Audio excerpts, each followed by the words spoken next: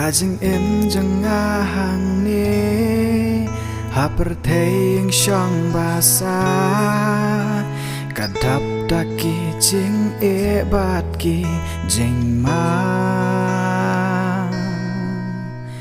Ki jing ten ju Ki bayai wan hanga Ki hai ale ban job yanga Try me long unong yarap jonga Try me long unong yada jonga Try me long kajakari jonga Melong kajakari jonga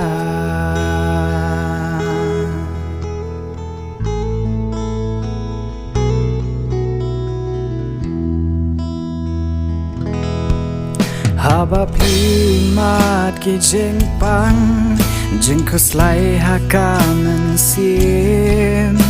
Om shem yaka jeng suk haka jeng em Ki jeng shitom ki bapan kaya pi Day tan utrai banyara biapi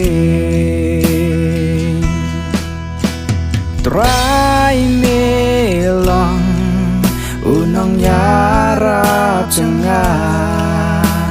Try me long unong yada jenga Try me long kajakari jonga Melong kajakari jonga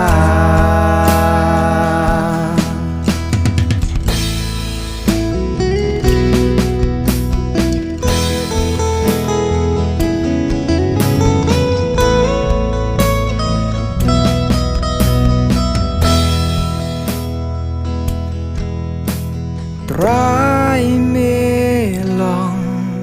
unong yarap jonga Try me long unong yada jonga Try me long kajakari jonga Melong kajakari jonga